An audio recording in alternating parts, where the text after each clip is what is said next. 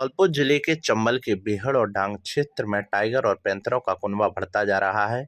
One विभाग के मुताबिक टाइगरों की संख्या 4 से 5 बताई जा रही है, जबकि पैंतर 20 से 25 की संख्या में बताए जा रहे हैं। आज मंगलवार को बसईडांग इलाके के गांव चंदिलपुरा के पास जंगल की पहाड़ियों पर टाइगर का मूवमेंट देखा गया है। टाइगर की चहलकदमी की तस्वीर किसी ग्रामीण ने कैमरे में कैद की है, जो जिले भर में सोशल मीडिया पर वायरल हो रही है। वन विभाग ने टाइगर के पचिन्हों पर तलाश शुरू कर दी है। वन विभाग के डीएफओ किशोर कुमार गुप्ता ने बताया कि आज मंगलवार को डांग क्षेत्र में चंदिलपुरा गांव की आबादी के नजदीक पहाड़ियों पर एक टाइगर का मूवमेंट देखा गया है। टाइगर के मूवमेंट से ग्रामीणों में भारी दहशत देखी जा रही है। चंबल के बेहड़ और डांग क्षेत्र में टाइगर और पैंतरों की संख्या में लगातार इजाफा हो रहा है। पैंतर एवं टाइगरों की करौली के जंगलों से आवक होने के साथ वंश वृद्धि भी हो रही है। उन्होंने बताया कि वर्तमान में टाइगरों की संख्या 4 से 5 वन विभाग के कैमरों में ट्रेस हुई है। इसके साथ 20 से 25 पैंतर भी जंगलों में भ्रमण कर रहे हैं। हाल ही में बाड़ी इलाके में रामसागर बांध के पास पैंतर ने ग्रामीणों पर हमला भी किया था। चंदिलपुरा के पास टाइगर के मूवमेंट से वन विभाग सतर्क हो गया है। आबादी में रह रहे लोगों को सुरक्षित रहने की नसीहत दी गई है। टाइगर के मूवमेंट पर वन विभाग द्वारा पैनी नजर रखी जा रही है। टाइगर के पद चिन्हों को आधार मानते हुए जंगल में सीसीटीवी कैमरे लगाए जा रहे हैं। चंबल के बेहड़ और डांग क्षेत्र में टाइगर और पैंथरों का कुनबा बढ़ने से वर्चस्व की लड़ाई भी देखने को मिल रही है। 12 फरवरी 2023 को सरमुद्रा डांग क्षेत्र के झील के नज़दीक जंगलों में टाइगर और पैंथर में वर्चस्व की लड़ाई हुई थी। टाइगर ने पैंथर का शिकार किया था। इसके साथ ही टाइगर और पैंथर डांग क्षेत्र में रह रहे ग्रामीणों पर भी हमला करने से नहीं झुकते हैं।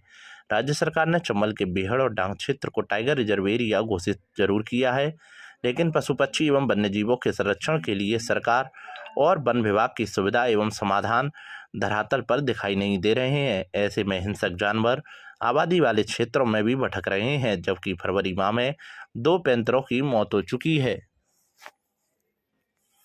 पूरा गांव में टाइगर का मूवमेंट देखा गया है।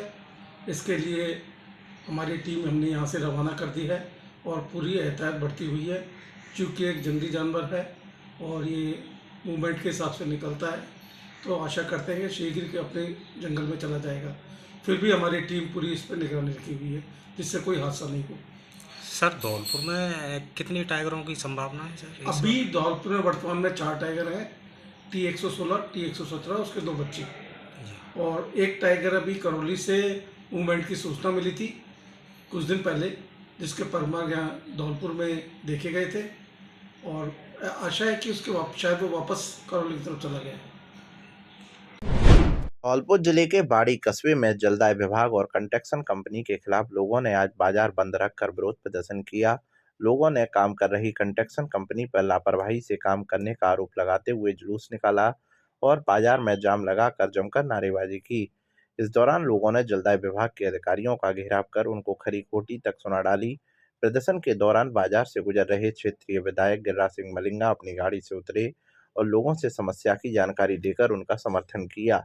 विधायक मलिंगा ने कहा कि जलदाय विभाग के उच्च अधिकारी और स्थानीय अधिकारी ठीक हैं, अपना काम कर रहे हैं, लेकिन मध्यस्थ अधिकारी एडिशनल चीफ इंजीनियर और सीई की ठेकेदार से मिलीभगत है। ये अधिकारी पैसों का लेन देन कर ठेकेदार से काम करा रहे हैं। करीब 7-8 महीने में काम पूरा नहीं है। विधायक मलिंगा ने कंस्ट्रक्शन कंपनी के ठेके को निरस्त करने की मांग की है।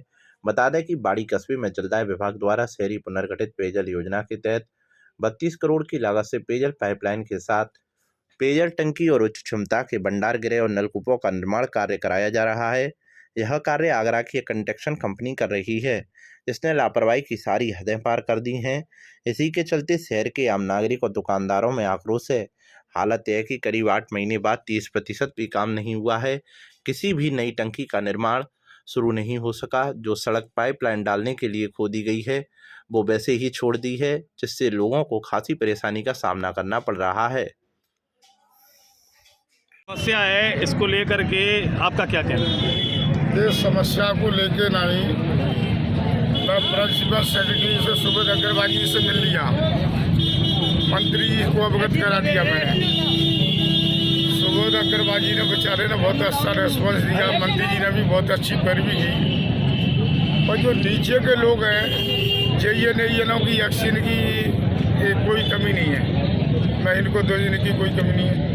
ये बीच के अधिकारी आपके एडिशनल चीफ है, इधर आपका एसी है, ये दोनों कहते हैं कि साहब काम चालू है। मतलब उन पर कौन सी दूरबीन है, कहाँ काम चालू? हम तो आप और हम तो यहीं रह रहे हैं, इसी बाजार में रह रहे हैं, हमारे घर के सामने काम चल रहा है। वो कहता है कि काम चालू है और जहाँ पर काम चालू है नहीं, तो जाकर जवाब आप एसी को पूछो क्या मतलब कौन सा काम चालू है, इसका जवाब वही देगा। इसने वहाँ पर परसों मीटिंग हुई कि साहब ठेकेदार का काम चालू है। ठेकेदार का कहाँ काम चालू, आप भी देख रहे हैं, हम भी देख रहे हैं। किस तरीके से झूठ बोल रहे हैं। करीब नहीं तो 6-7 महीने हुए, 45 से 50% अब तक काम हो जाता। रोड के करीब नहीं तो 45 किलोमीटर बाड़ी के बाजार के काजे में रोड सेक्शन करिए माननीय मुख्यमंत्री अशोक गहलोत जी ने, बहुत बढ़िया काम करे उन्होंने।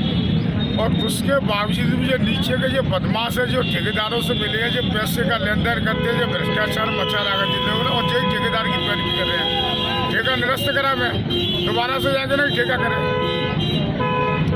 आज का आंदोलन काफ़ी सफल रहा। सभी व्यापारियों ने, सभी सर्व समाजों ने, छात्र संघ ने, मीडिया कर्मी ने, सभी ने इस आंदोलन का साथ दिया। इसी प्रकार हम सब लोग बाड़ी एकता जिंदाबाद का नारा लगाते हुए सब लोग सहयोग करें एक दूसरे का। भारद्वाज मार्केट वाकई बहुत परेशान है, सभी दुकानों में धूलें भर गई हैं, व्यापार आधा रह गया है, इतनी मिट्टी जमा हो गई है, फेफड़े में जा रही है। सब लोग दिनों रात दुखी हो रहे हैं। कई बार जलदार विभाग को ज्ञापन दे चुके हैं, सूचना दे चुके हैं, उसके बावजूद भी ना ठेकेदार काम कर रहा है, ना जलदार विभाग इस पर ध्यान दे रहा है। 18 महीने का ये टारगेट है, अभी 8 महीने पूरे हो चुके हैं, इसमें केवल 10% काम किया है, केवल 10%, 90% काम बाकी है। मुझे नहीं लगता है काम 3 साल में भी पूरा हो पाएगा। और पूरे नियमों के खिलाफ कार्य हो रहा है, ना तो ऊपर से मिट्टी डाली जा रही है, ना पानी का छिड़काव हो रहा है, गाइडलाइन की पालना नहीं हो रही है। छोटे छोटे बच्चे छोटे हो रहे हैं, दुकानदार परेशान हो रहे हैं, राहगीर परेशान हो रहे हैं, पूरी बाड़ी बस्ती में जाम लग रहा है। मैं तो यही कहना चाहता हूँ, जलदाय विभाग इस पर ध्यान दे, समस्याओं को सुने, अन्यथा हम लोग अनिश्चितकालीन हड़ताल कराएंगे, मार्केट बंद रखेंगे। जिले की चंबल लिफ्ट सिंचाई पेयजल योजना में कार्य कर रहे उप ठेकेदारों ने जिला कलेक्टर के माध्यम से मुख्यमंत्री राजस्थान सरकार को ज्ञापन देकर भुगतान की मांग की है। ज्ञापन में बताया गया है कि राजस्थान सरकार द्वारा राजाखेड़ा विधानसभा क्षेत्र में महत्वाकांक्षी चंबल लिफ्ट सिंचाई पेयजल परियोजना का कार्य GVPR कंपनी के माध्यम से किया जा रहा है, जिसमें राजाखेड़ा क्षेत्र के लाखों लोग लाभान्वित होंगे।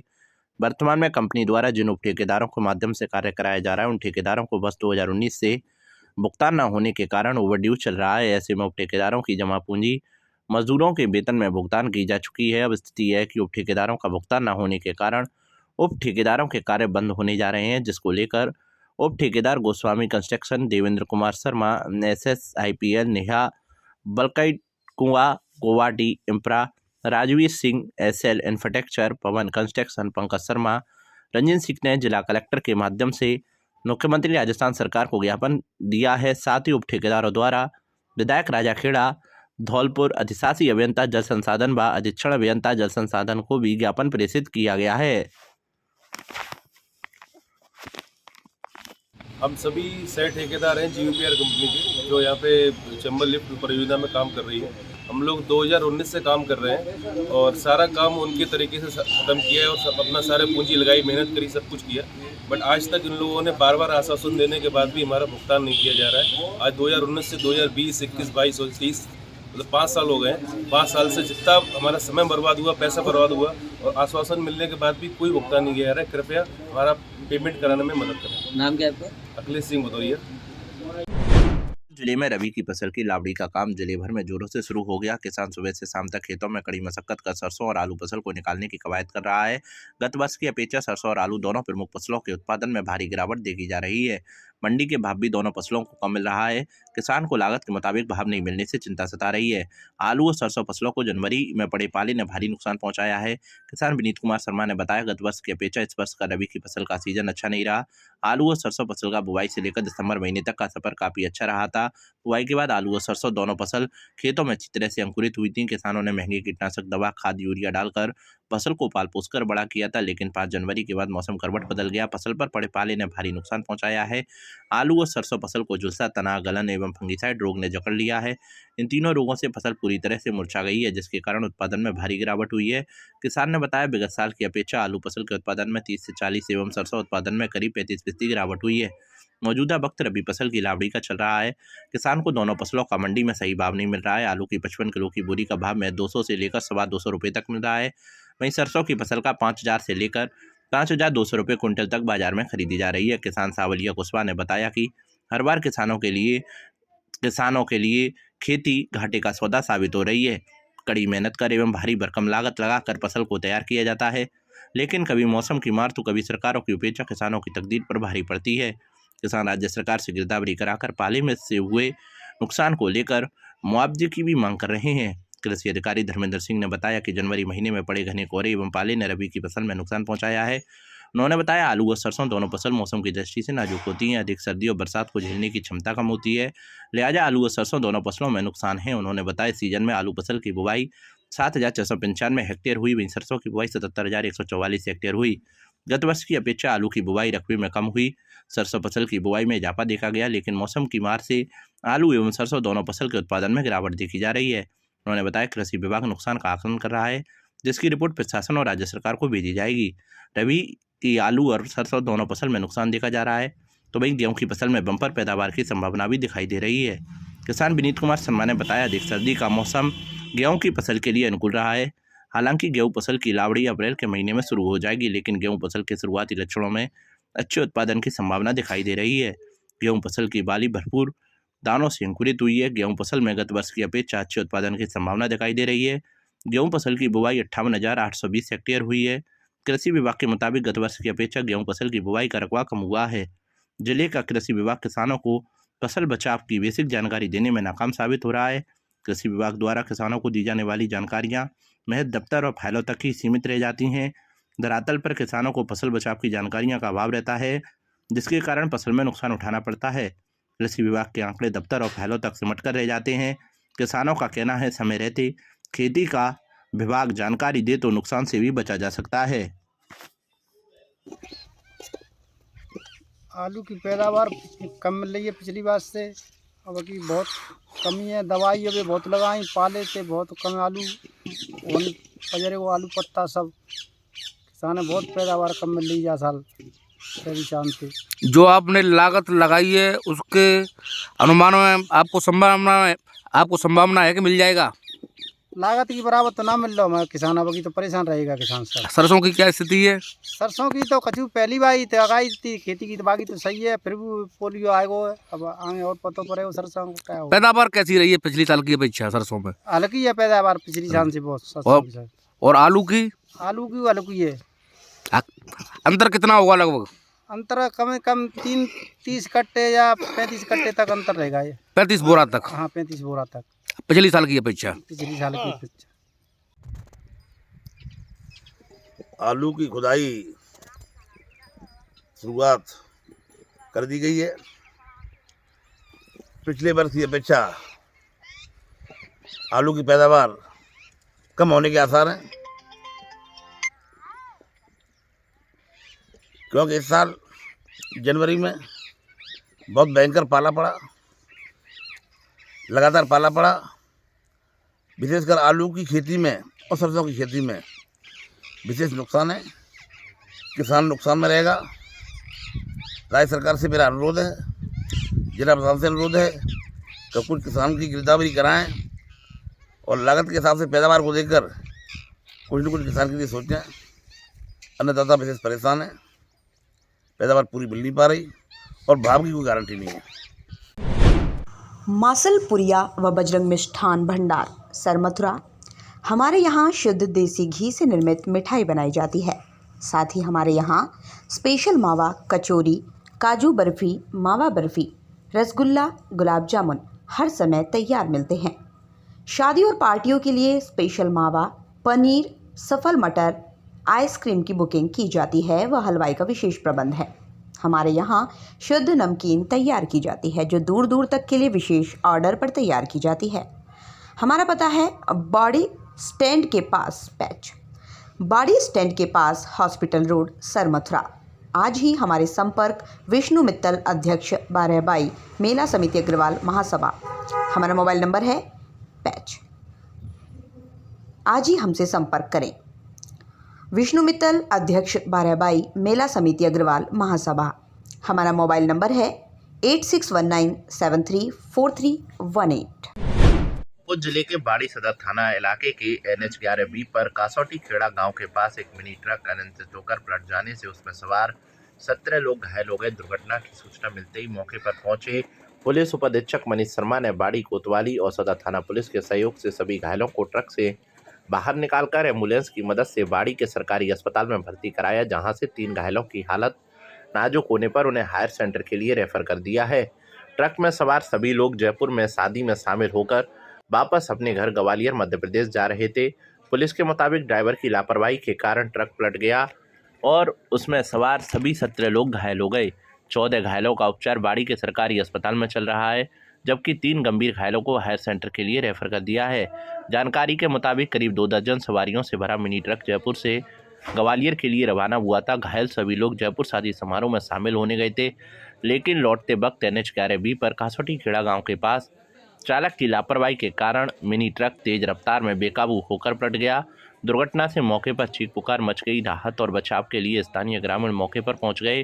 पुलिस ने ग्रामीणों की मदद से ट्रक के अंदर फंसे हुए सभी घायलों को बाहर निकाला। घटनास्थल पर पहुंचे पुलिस उपाधीक्षक मनीष शर्मा ने सभी घायलों को एम्बुलेंस व निजी साधनों की मदद से बाड़ी के सरकारी अस्पताल में भर्ती कराया, लेकिन 3 घायलों की बेहद नाजुक हालत होने पर चिकित्सकों ने प्राथमिक उपचार देकर जिला अस्पताल रेफर कर दिया। घटना को लेकर पुलिस उपाधीक्षक मनीष शर्मा ने बताया कि दुर्घटना ट्रक चालक की लापरवाही की बदौलत घटित हुई है। घायल लोग शादी समारोह में शामिल होकर जयपुर से वापस ग्वालियर लौट रहे थे। ट्रक को कब्जे में लेकर जब्त कर लिया गया है। ट्रक चालक के खिलाफ मुकदमा दर्ज किया जाएगा। दुर्घटना के कारणों की पुलिस जांच कर रही है। क्या हुआ? जयपुर से हमारे परिवार में शादी थी, वहाँ से आ रहे थे और बाड़ी के पास एकदम गाड़ी बैठी और पलट गई। कितने लोग घायल हुए? करीब 12-14 लोगों के मतलब चोट लग गई है। जो हम लोग टोटल कितने आदमी थे? 17 आदमी। 17? क्या मामला है? करीब 4:30 बजे आज कासौटी खेड़ा के पास नेशनल हाईवे नंबर 11B पर एक हादसा हुआ है। एक आयशर 409 ट्रक है जो जयपुर से आ रहा था, ग्वालियर जा रहा था। तो ड्राइवर की लापरवाही से वो पलटी खा गया है, जिसमें उसके परिवार के ही कुछ लोग थे और कुछ उसके काम करने वाले मजदूर थे। तो 17 लोगों को यहाँ लेके आए हैं बाड़ी अस्पताल में। इसमें से गंभीर घायल होने से 3 लोगों को धौलपुर रेफर कर दिया गया। जिले के बाड़ी उपखंड के चैकपुरा निवासी तपेश विधुड़ी पुत्र प्रेम सिंह विधुड़ी कार्यरत नगरपालिका बाड़ी के समाज हित उन्नयन, निष्ठा, ईमानदारी, शिष्टाचार एवं परोपकार को देखते हुए अखिल भारतीय गुर्जर देव सेना राजस्थान के प्रशस्ति पत्र देकर सम्मानित किया। तपेश विधुड़ी को सम्मानित होने पर उन्हें बधाई देने वालों का phone call media, social media पर तांता लगा हुआ है। तपेश विधुड़ी ने बताया कि मैं सदैव जनसेवा करता रहूंगा और हमें हमेशा लोगों की मदद करते रहना चाहिए।